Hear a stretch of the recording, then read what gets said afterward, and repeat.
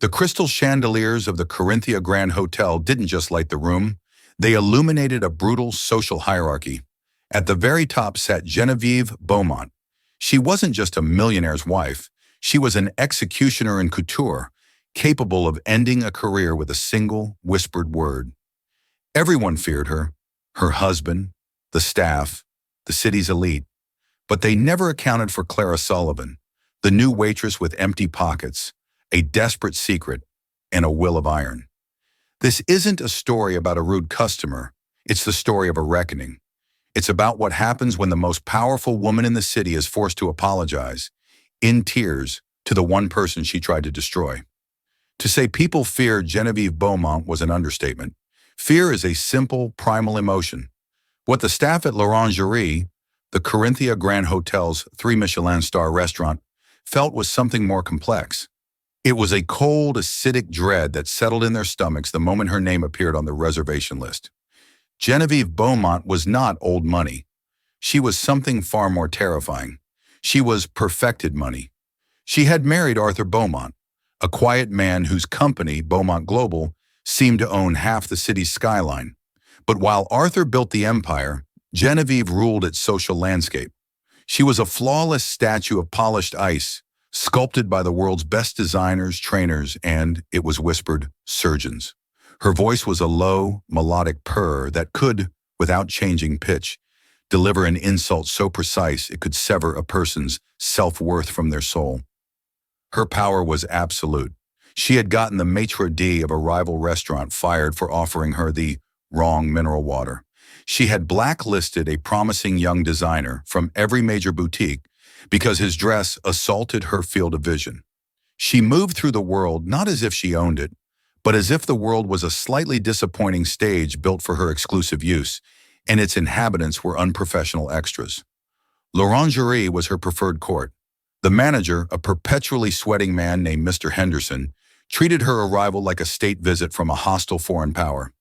"Mrs. Beaumont, table 22 is prepared as requested," he would murmur, bowing slightly. "Is it?" Genevieve would reply, not looking at him, her eyes scanning the room. "The floral arrangement has peonies. I specified gardenias.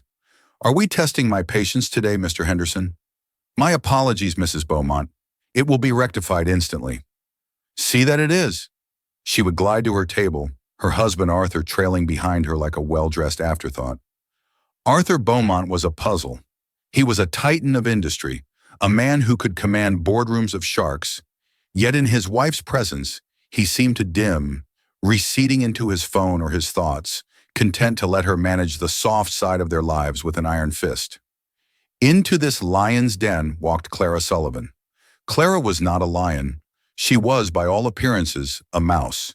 She was pale, quiet, and possessed an unremarkable grace that allowed her to blend into the wallpaper, a useful trait in high-end service. She had been working at l'Orangerie for 3 weeks, and her primary motivation was terror. Not of Genevieve, whom she had only seen from afar, but of the stack of medical bills hidden in her nightstand.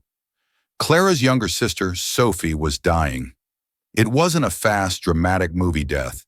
It was a slow, bureaucratic crawl toward organ failure.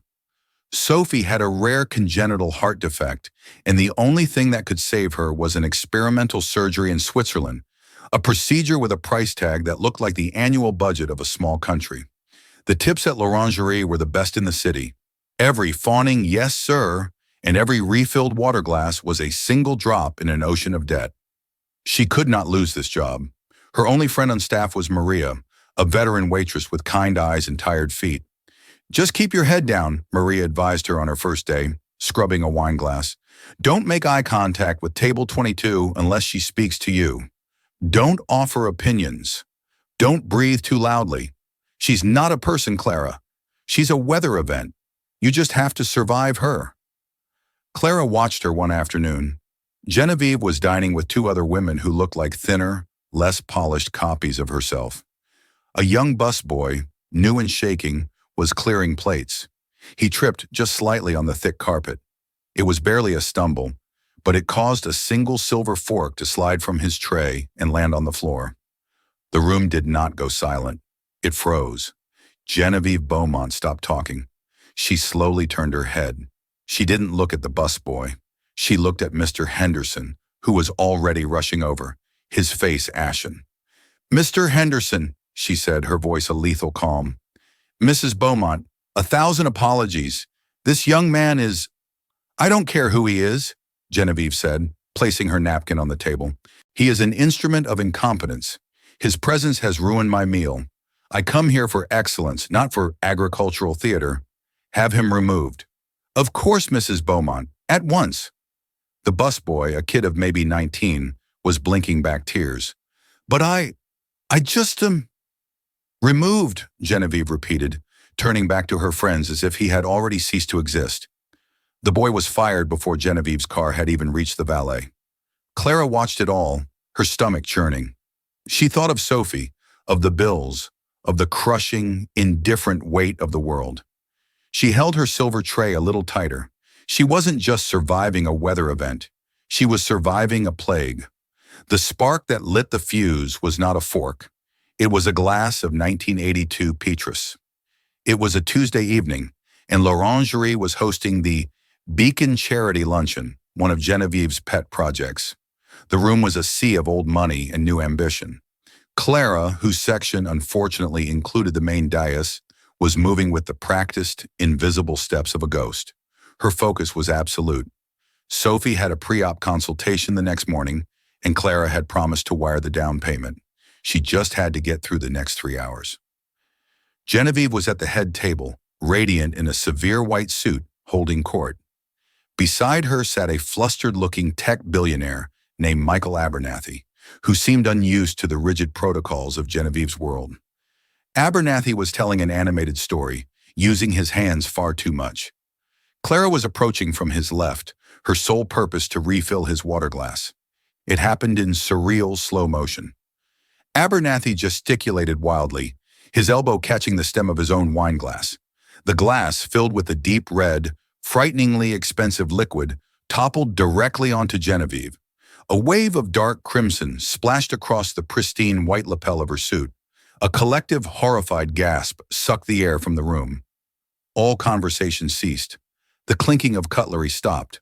Michael Abernathy froze, his face a mask of pure terror. "Oh my God, Genevieve, I'm so—" Genevieve did not look at him. She didn't move. She simply stared at the spreading stain. A single perfect tear of crimson dripped from the hem of her jacket onto the floor. Clara, who was closest, had also frozen. Her training kicked in. She had a clean cloth napkin in her hand and instinctively darted forward. "Mrs. Beaumont, let me help." The moment her hand moved, Genevieve's eyes snapped up, not at Abernathy, but at Clara. It was the first time the full, uncut force of Genevieve's malice had ever been directed at her. It was like staring into a blizzard. "You!" Genevieve hissed.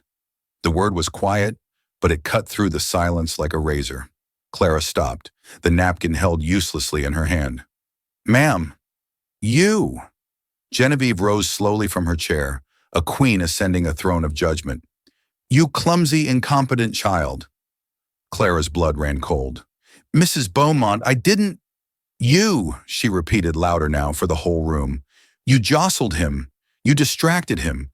You with your cheap shoes and your vacant stare. You ruined this suit." Michael Abernathy, seeing an escape, said nothing. He watched, eyes wide, as the sacrifice was offered. Mr. Henderson was already sprinting over. "Mrs. Beaumont, what happened?" "What happened?" Genevieve said, her voice shaking with a controlled, theatrical rage. "Is that your waitress has destroyed a $30,000 suit? She has interrupted this luncheon, and she has insulted every guest in this room with her ineptitude." This was it. This was the busboy scenario, magnified by 1,000. Clara could feel her future dissolving. She saw Sophie's face, pale and trusting. She saw the hospital in Switzerland, fading into the distance. She was going to be fired, blacklisted, and Sophie would... And then something inside Clara snapped. It wasn't bravery. It was the incandescent rage of the truly desperate. She did not cry. She did not plead. She met Genevieve's gaze. "That's not what happened," Clara said. Her voice was low, but it was clear, and it did not tremble. Genevieve's perfectly plucked eyebrows rose. "What did you say to me?" "I said," Clara repeated, "that is not what happened. Mr. Abernathy spilled his own wine. I was refilling his water glass from his left. I was nowhere near his wine glass. You saw it. Everyone saw it." The room held its breath. No one ever contradicted Genevieve Beaumont. Genevieve's face, for a fleeting second, lost its composure. She was shocked. She looked less like a queen and more like a bully who had just had her favorite toy taken. "You are calling me a liar?" Genevieve whispered, advancing a step. "I am stating a fact," Clara said, standing her ground. Her heart was a hummingbird in her chest, but her eyes were steady. "You are blaming me for something Mr. Abernathy did. I apologize for your suit, Mrs. Beaumont, but I will not apologize for something I did not do." Genevieve looked stunned into silence. She had expected tears, begging, a satisfying collapse. She did not get it. She stared at Clara, this insignificant nothing, who had dared to speak truth to power. The hatred in her eyes was so pure, it was almost beautiful. Mr. Henderson, seeing a full-scale social nuclear war about to erupt, finally intervened. "Clara, apologize to Mrs. Beaumont at once and go to my office." "Yes, Mr. Henderson," Clara said. She turned not to Henderson, but to Genevieve. "Mrs. Beaumont, I am deeply sorry that your suit was stained. It was a terrible accident." She gave a small, correct nod, turned and walked off the floor. She was not fired. Mr. Henderson in his office was practically vibrating with terror. You can't do that, Sullivan. You can't talk to her like that." "She lied," Clara said, her adrenaline fading, leaving her shaking. "I don't care if she sacrificed a goat on the table. You agree with her. My God, my entire career. She's going to ruin me. She's going to ruin this restaurant." "But she didn't," Clara pointed out, numb. "She didn't argue back. She just stood there." Henderson hadn't. He'd been too busy panicking. Genevieve, having been publicly contradicted, had found herself in an impossible position. To continue the argument would be to draw more attention to the fact that she was, indeed, lying. It was unseemly. It was common. So with a look of murderous promise, she had simply sat back down and with a wave of her hand said, "Get this mess cleaned up and send me the bill for the suit." Clara kept her job, but she had done something far worse than getting fired. She had embarrassed Genevieve Beaumont. She had made a target of herself, and she had, in a single moment of defiance, started a war she had no idea how to win. The Ice Queen had been challenged. The retribution would be biblical. Genevieve Beaumont did not believe in swift, merciful endings.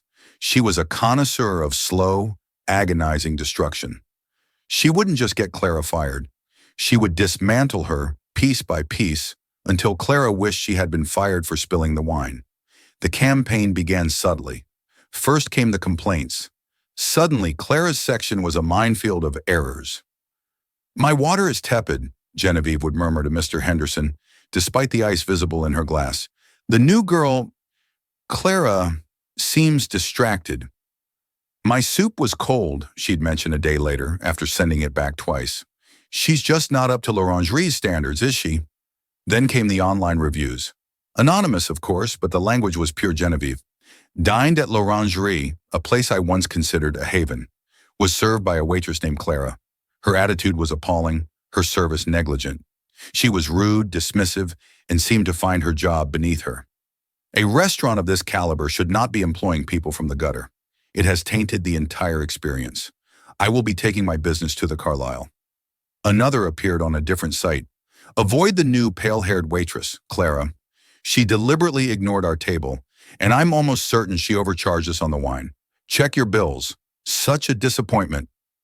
Mr. Henderson called Clara into his office, the printouts of the reviews on his desk. "Clara, what is this?" he asked, his voice strained. "2 in 1 week, and they mention you by name." "They're lies, Mr. Henderson. You know they are. This is her." "It doesn't matter," he hissed, slamming his hand on the desk. "It doesn't matter what's true. It matters what she says. Arthur Beaumont's wife. She is single-handedly trying to sink you, and she's going to take me with you. Just Stay out of her way. I'm taking you off her section. She'll just complain about someone else, Clara said wearily. That, Henderson said, his eyes cold, is not your problem. Your problem is to become invisible. But Clara's problems were multiplying. Sophie's condition had taken a turn. The doctors in New York were shaking their heads, talking about palliative care. The Swiss clinic was her only hope, and the first wire transfer was due in 10 days. Clara started taking extra shifts, working doubles until her feet were numb and her vision blurred. She was a ghost, haunted by debt and exhaustion, and stalked by a millionaire. The tension finally boiled over during a private dinner. The Beaumonts had booked the exclusive solarium suite for a dinner with a Japanese delegation. Henderson, in a baffling move of either desperation or stupidity, assigned Clara as the lead server. "You are the most senior server on tonight," he explained, wringing his hands. "You are the best, Clara. Just be perfect. Please, for the love of God, be perfect." Perfection was a low bar for what Genevieve expected. The dinner was excruciating. Genevieve watched Clara's every move, her eyes cold and judgmental. She corrected Clara's placement of a wine glass by a centimeter. She sent back her foie gras because the toast point was aesthetically displeasing. Arthur Beaumont, for his part, was engaged in deep conversation with his guests, seemingly oblivious to the silent one-woman war his wife was waging. Clara endured it. She smiled. She apologized. She corrected. She bowed. She was the perfect hollow shell of a servant.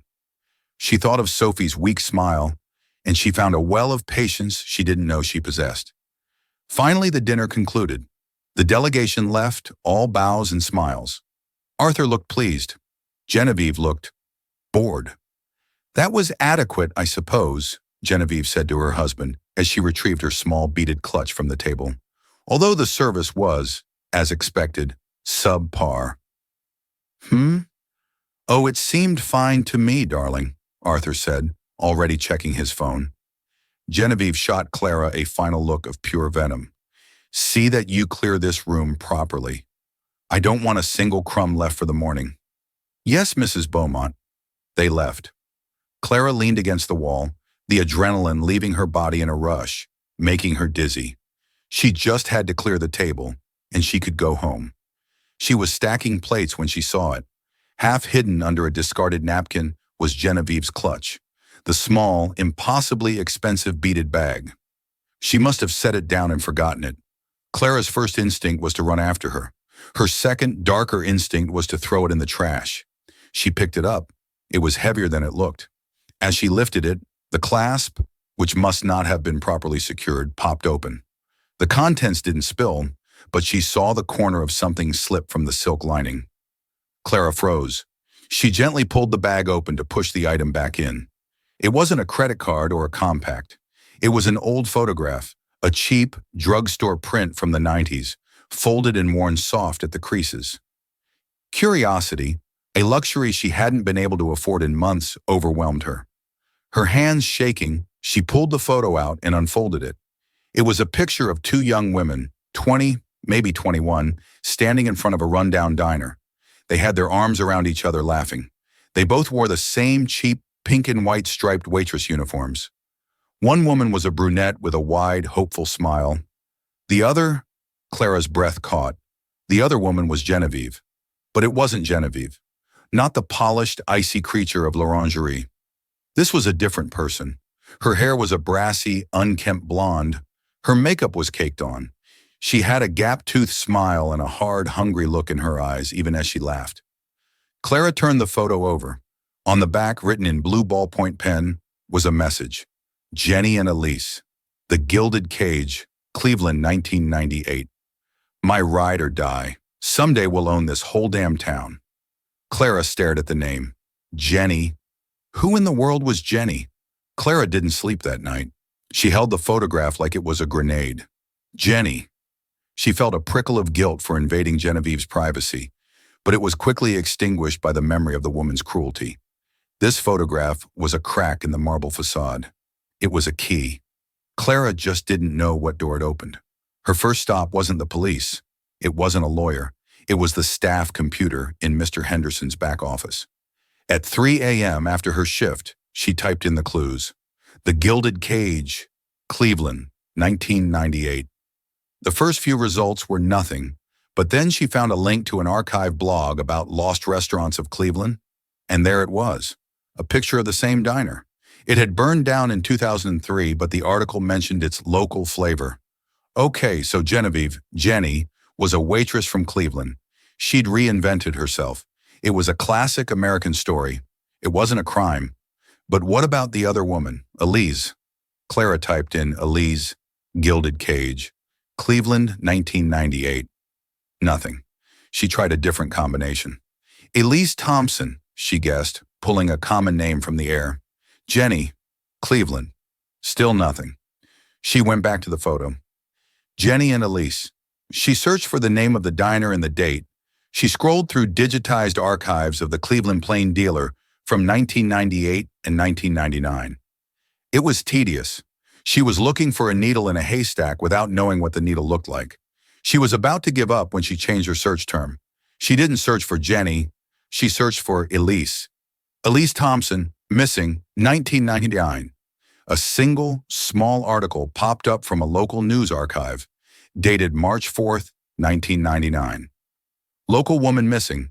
Friend questioned Cleveland. Oh, police are asking for the public's help in locating Elise Thompson, 21, a waitress at the Gilded Cage Diner. Thompson was last seen by her roommate and co-worker, Jenny Kovach, 22, on the evening of February 26th. Kovach told police Thompson was in high spirits after a recent windfall, having won $50,000 from a scratch-off lottery ticket. Kovach claims Thompson spoke of starting fresh and may have left town, but Thompson's family, who have not heard from her, insist she would not leave without contacting them. Police say Kovach is cooperating with the investigation. Clara felt the floor drop out from under her. Jenny. Kovach. A $50,000 windfall. Elise Thompson disappears. Jenny Kovach is the last person to see her. Clara's hands were shaking so badly she could barely use the mouse. She opened a new search tab. Jennifer Kovach, Cleveland. Nothing. The trail went cold after 1999. She tried one more thing. Genevieve Beaumont, maiden name. The society pages and business articles were endless. They all described her as Genevieve Danvers of Boston, a small, respectable family. She had apparently attended a finishing school in Switzerland. She met Arthur Beaumont at a charity gala in 2001. It was a perfect, curated lie. Genevieve Danvers was a fiction. The real person was Jenny Kovach, a waitress from Cleveland with a missing, newly rich best friend. Clara felt sick. She looked at the photo again. My ride or die. What had happened in Cleveland? Did Jenny just get lucky? Did her friend Elise run off to start a new life? And Jenny, inspired, used her own meager savings to do the same, inventing a new identity and striking gold with Arthur Beaumont? Or did Jenny Kovach, with the hard, hungry look in her eyes, decide that $50,000 was enough to buy a new past? Enough to fund a trip to Europe, a new wardrobe, a new name, and lessons on how to trade a Cleveland accent for a transatlantic purr? Enough to get her in the same room as a billionaire? Elise Thompson was never found. Clara printed the article. She carefully placed the printout and the original photograph into her bag. She still had Genevieve's clutch. She would have to return it. The next day, she approached Mr. Henderson. Mr. Henderson, Mrs. Beaumont left her clutch in the solarium suite last night. I found it while cleaning. Henderson looked like he'd just been handed a live bomb. My God, give it to me. I'll have it sent to her residence with my most profound apologies. Of course, Clara said. I just wanted to make sure it was returned safely. She watched him take the bag. Genevieve would get it back. She would open it, and she would find the photo, gone. Clara hadn't intended it as a threat. Not yet. She had taken the photo as evidence, as a shield. But she knew with chilling certainty that the moment Genevieve Beaumont realized that photo was missing, the war would change. It was no longer a one-sided assault. Clara, the broke waitress from nowhere, now had a nuclear weapon. The question was whether she had the courage or the cruelty to use it. For a week, nothing happened. An agonizing, silent week. Genevieve Beaumont did not come into the restaurant. There were no new reviews, no complaints. This silence was, in its own way, more terrifying than the open warfare. Clara knew what it meant. Genevieve had received the clutch. She had found the photo missing. She was panicking. She was planning. Clara, meanwhile, was falling apart. Sophie's doctors had given her a hard deadline. They needed the commitment for the Swiss clinic within 72 hours, or they would give the slot to the next patient on the list. The pressure was suffocating. Clara was working 18-hour days, her body running on caffeine and pure fear. She knew the photo and the article weren't enough. It was circumstantial. It was a 25-year-old cold case. Jenny Kovacs was a ghost. She needed something more. She needed proof. She needed a professional. She found him through a series of desperate late-night Google searches. Private investigators, cold cases, discreet. His name was David Rourke. He was ex-NYPD with a small, dusty office in Queens and a reputation for being both brilliant and morally flexible. He specialized in finding things people didn't want found. Clara took half her meager savings, money she was supposed to be saving for Sophie's plane ticket, and paid for a 1-hour consultation. She sat in his cluttered office, which smelled of stale coffee and cigars. Rourke was a man in his late 50s with a face like a worn-out leather boot and eyes that had seen everything. "Let me get this straight," he said, leaning back in his chair after she laid out the story, placing the photo and the article on his desk. "You're a waitress, and you think the wife of Arthur Beaumont, the Arthur Beaumont, is some Cleveland waitress named Jenny Kovacs, who might have knocked off her friend for 50 grand a quarter century ago." "Yes," Clara said, her voice firm. "And you're telling me this. Why? You want justice for Elise?" He gave a short, cynical laugh. "Or you want a payday?" Clara flinched. My sister is sick. I need money. But this woman, Genevieve, she's trying to destroy me. She's evil. She tried to have me fired over a spilled drink she blamed on me." Rourke stared at her. "So it's revenge and a payday. I can respect that. At least it's honest." "Can you prove it?" Clara asked. "Can you prove Genevieve Beaumont is Jenny Kovacs?" Rourke picked up the photo. "This is a start, but Jenny Kovacs doesn't exist anymore. Genevieve Danvers does. To link them, I need to break through 25 years of forged documents, fake histories. It's not cheap. My services are $500 an hour, plus expenses." Clara's heart sank. "I don't have that. I have $500. Total." Rourke sighed, tossing the photo back on the desk. "Then get out of my office, kid. You're playing a game you can't afford.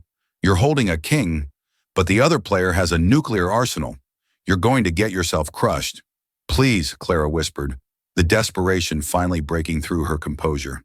"She's going to get me fired. If I get fired, my sister, please, just look. Even for an hour." Rourke looked at her, at the dark circles under her eyes, at the cheap coat. He saw something he recognized, genuine, bottom-of-the-barrel desperation. "Fine," he grunted. "Give me the 500. I'll make a few calls. No promises. Don't call me. I'll call you." 2 days passed. 72 hours became 48. Clara was a wreck. She dropped a tray of glasses. Mr. Henderson gave her a written warning. The noose was tightening. Her phone rang. An unknown number. "It's Rourke. Meet me. 1 hour. Same place." Clara ran to his office. Rourke didn't stand up when she entered. He was holding a single sheet of paper. "You're lucky I was bored," he said. "This was a fun puzzle." "What did you find?" "Jenny Kovacs," Rourke said, a small, impressed smile on his face, "was sloppy. Or maybe she was just young. When she vanished from Cleveland in '99, she left a trace. She took a bus to New York, paid cash. But on the same day, a bank account was opened at a small credit union in Brooklyn. A starter account. The name on the account? Genevieve Danvers. The social security number was fake. A very good fake, but a fake. How does that help? Because, Rourke said, the initial deposit to open that Genevieve Danvers account was a cashier's check for $48,500. The source bank for that check, a small community bank in Cleveland, the account holder who purchased the check, Elise Thompson. Clara gasped. She forged it. Looks like. I pulled the archive file from the Cleveland PD, Elise Thompson's signature, and the withdrawal slip from her account. It's a forgery, kid. A bad one, too. But the bank was small, she was a regular, and 50 grand wasn't a federal case. The teller probably didn't even look twice. Elise disappears, Jenny cashes the check, moves to New York, and becomes Genevieve. But the police, why didn't they find this? They did. They questioned Jenny, and Jenny had an alibi. Rourke grinned. This is the best part. Jenny told the cops she was out of town visiting a sick aunt in Buffalo the entire week Elise disappeared, and she had a bus ticket to prove it. So she was innocent. No, she was smart. I pulled the original case file. The bus ticket stub was dated after the bank withdrawal. She went to Buffalo after she cleaned out Elise's account. The cops in 1999? They were lazy. They saw the ticket, believed the sick aunt story, and filed it as a voluntary missing person. Case closed. Rourke slid the paper across the desk. It was a copy of the withdrawal slip and the bus ticket stub's date log. My God, Clara whispered. She probably killed her. I don't know, Rourke said, and for the first time his voice was serious. I'm an investigator, not a psychic. The cops never found a body. So murder? Can't prove it. But can I prove that Genevieve Beaumont is Jenny Kovacs, a woman who forged a check, stole $50,000 from a missing person, and lied to the police in a missing persons investigation? Yes, I can. He leaned forward. So, the question remains, kid. What are you going to do with it? This is not a shield. This is a bomb. You use this, and you're not getting a paycheck. You're starting a fire that will burn down the entire Beaumont empire. You prepared for that? Clara looked at the papers. She thought of Genevieve's cold eyes. She thought of the busboy, fired and crying. She thought of her own humiliation. And she thought of Sophie, her breaths getting shallower. Yes, Clara said, her voice clear and cold. She wanted to ruin my life over a spilled drink. I'm going to show her what real ruin looks like. Atta girl, Rourke smiled. Now let's talk about my fee, because what I just gave you is worth a hell of a lot more than $500. You'll get it, Clara said. I promise. Mrs. Beaumont is going to pay you herself. The Corinthia Grand Hotel's annual Starlight Ball was the undisputed peak of the city's social calendar. It was a night where billionaires vied for tables, where fashion editors came to take notes, and where the hotel's ballroom was transformed into a celestial fantasy. And this year, the chairwoman of the ball was Genevieve Beaumont. It was her masterpiece. She had overseen every detail, from the species of imported orchids to the thread count of the napkins. This was to be her triumph, a final, glittering cementation of her status as the city's queen. It was also, she had decided, the perfect stage for Clara Sullivan's execution. Genevieve had been living in a cold panic for 2 weeks, ever since her clutch was returned, empty of that damn photograph. She knew with the primal instinct of a cornered animal that the waitress had it. The little nothing had it. She had to be dealt with, not just fired, but destroyed. Annihilated so completely that she would never be heard from again. Clara, meanwhile, was walking into the trap. She had to work the ball. The mandatory shift paid a triple-rate bonus, money that was the final piece of the Swiss clinic's fee. Rourke had agreed to wait for his payment on the condition that Clara act. You have to detonate it, kid, he'd said, or I will, and my way is messier. The ballroom was breathtaking. Thousands of tiny fiber-optic lights glittered in the ceiling like a galaxy. The orchestra was playing a soft waltz. The air smelled of money, perfume, and roses. Clara, in her starched black and white uniform, moved through the tables, her stomach a tight knot of dread. She could feel Genevieve's eyes on her, even when the woman was across the room, laughing with the mayor. The trap was sprung just after the main course was served. Genevieve, seated at the head table on a raised dais, suddenly stood. She let out a small, sharp gasp. She brought her hand to her throat, her face a mask of distress. My necklace, she said, her voice carrying in a sudden hush. "The Beaumont star. It's, it's gone." The orchestra faltered, then stopped. A wave of silence rolled across the ballroom. Arthur Beaumont, beside her, looked up, confused. "Darling, what? It's probably in your bag." "No!" Genevieve's voice was sharp with panic. "I was wearing it. It was here, a moment ago, and now—" She looked around, her eyes wide with carefully rehearsed fear. Mr. Henderson was at her side in an instant. "Mrs. Beaumont, please. Perhaps it fell—" "It didn't fall," Genevieve snapped. "It was taken, stolen." She scanned the room, and her eyes, as if drawn by a magnet, locked onto Clara, who was standing frozen near a service station. "You," Genevieve said, pointing a diamond-ringed finger. "You, the waitress. Clara." Every head in the room, over 300 of the city's most powerful people, swiveled to stare at Clara. "You were just at this table," Genevieve said, her voice rising with accusation. "You were clearing the plates. You bumped into my chair." I didn't," Clara stammered, her face draining of all color. "Don't lie," Genevieve shrieked, playing the victim perfectly. "You did. You leaned over me and you stole it. That necklace is a Beaumont heirloom. It's worth over $5 million. This was it. It was the spilled wine, but on a nuclear scale. This was not just a firing. This was a prison sentence. "Mr. Henderson," Genevieve commanded, her voice trembling with rage. "Call security. Call the police. I want her arrested. I want her searched. Now." Henderson, white as a sheet, nodded numbly and spoke into his walkie-talkie. Two burly hotel security guards began to make their way through the tables toward Clara. Arthur Beaumont stood up. "Now, Genevieve, let's not be hasty. Are you sure?" "I am certain," she cried. "She has it.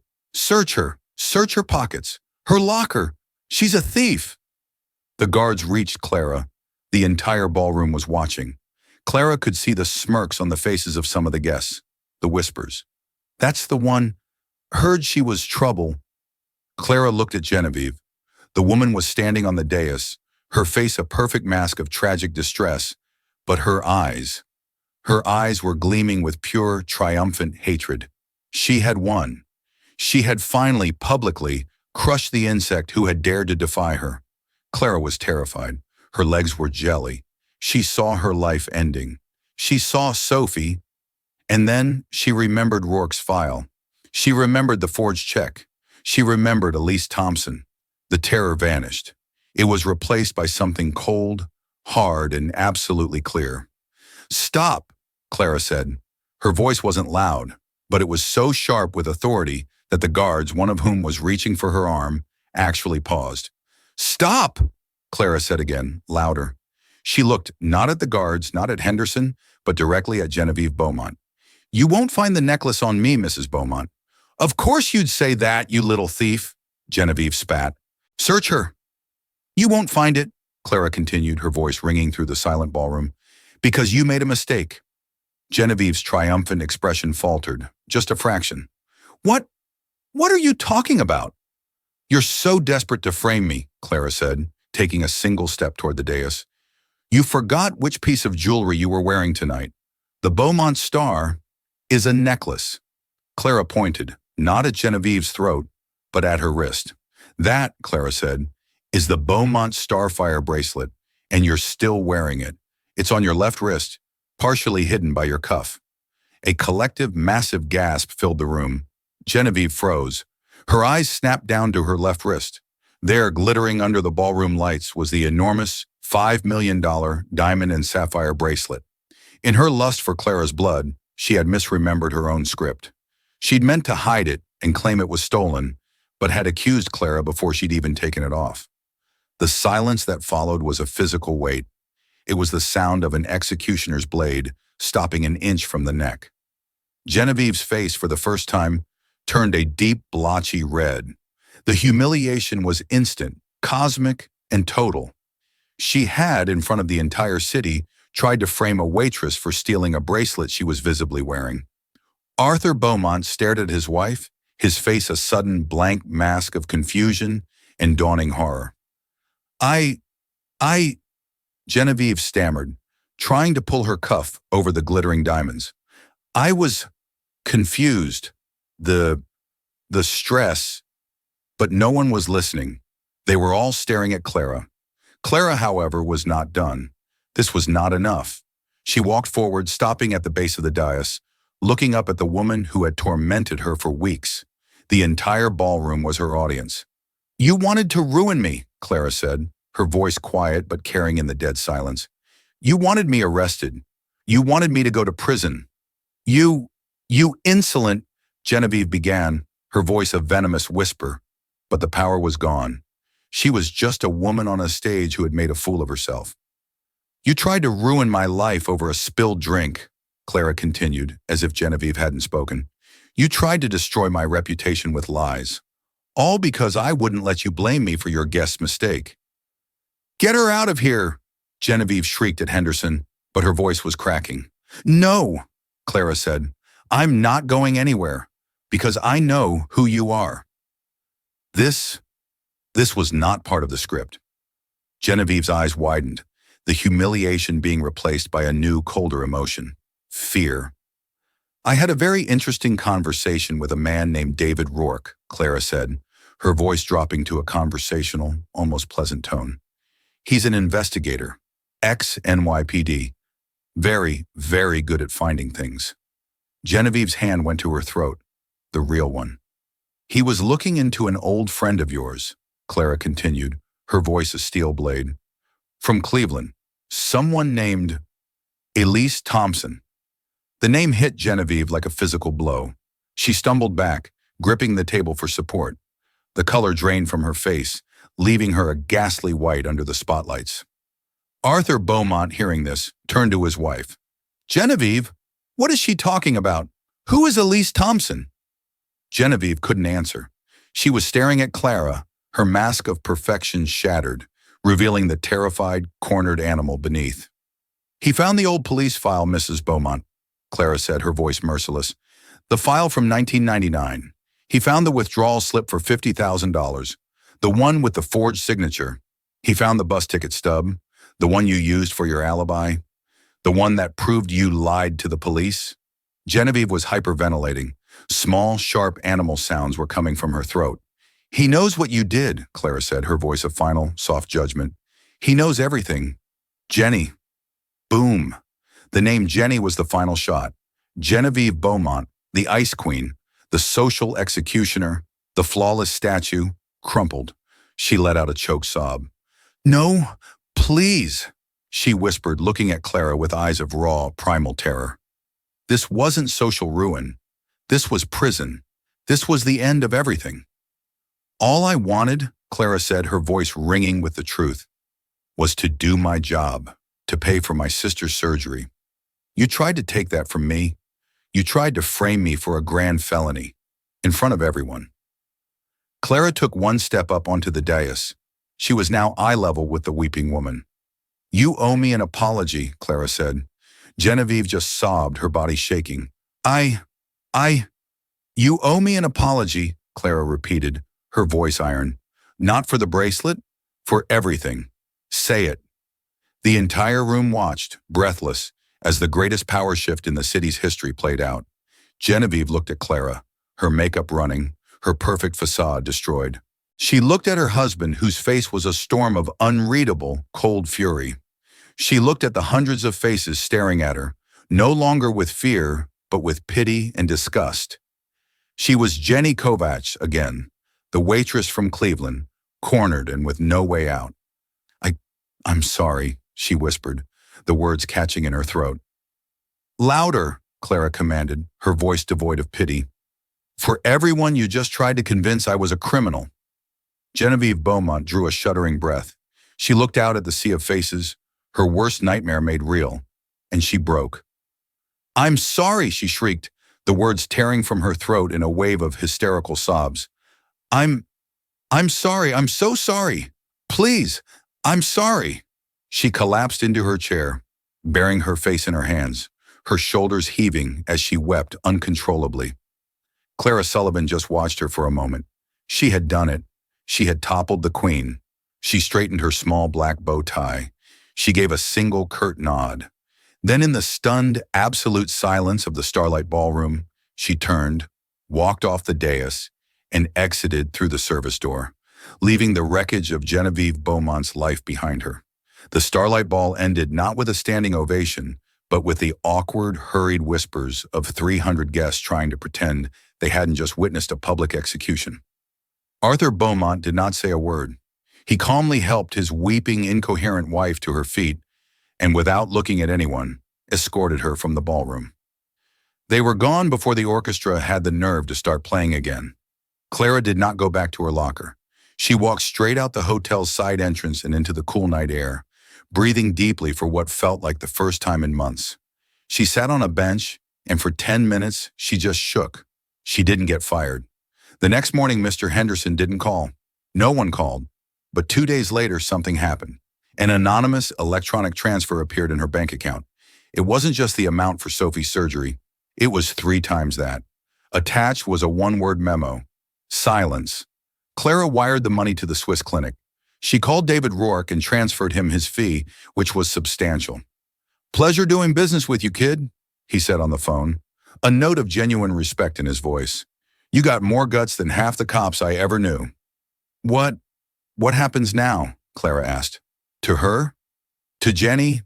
Oh, the file's been re-archived deeply. Seems Arthur Beaumont's lawyers are very, very persuasive and very, very rich.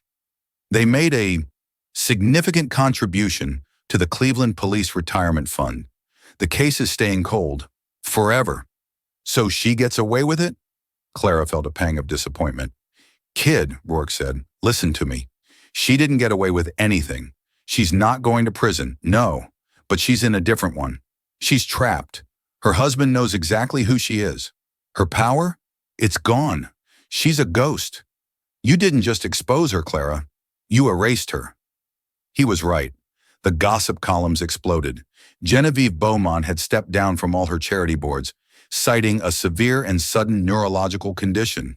She and Arthur had moved to their private estate in upstate New York. They were never seen on the social circuit again. The Beaumont Ice Queen had melted. 6 months later, Clara stood in a Geneva airport hugging her sister. Sophie was thinner, scarred, but her cheeks had color and her eyes were bright. She was alive. She was healthy. "You did it, Clara," Sophie whispered, crying. "You saved me." "How?" Clara just held her tighter. "I just worked hard, and I got lucky." Clara never returned to l'Orangerie. She didn't need to.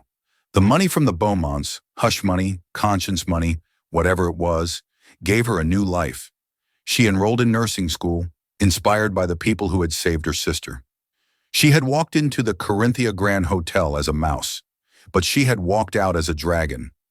She had learned a terrible, vital lesson, that sometimes the only way to fight a monster isn't to run, but to find the monster they're running from themselves.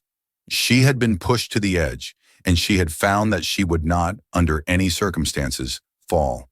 And in the quiet moments, late at night while studying, she would sometimes think of Genevieve Beaumont, trapped in a gilded cage of her own making, and feel not pity, not anger, but a cold, final, and absolute sense of justice. And just like that, the reign of the Ice Queen melted away, not with a bang, but with a tearful public whisper. Clara proved that true strength isn't about the money in your bank account or the name on your plaque. It's about the courage to stand up when everyone else is forced to kneel. The world is full of Genevieve Beaumonts, but it's also full of Claras, waiting for their moment. What did you think of Clara's final move? Was it justice, or was it blackmail? Let me know your thoughts in the comments below. If you love this story of drama and unexpected justice, make sure to hit that like button, share this video with a friend who loves a good twist, and please, subscribe to the channel for more real-life stories just like this one. You won't want to miss what's coming next.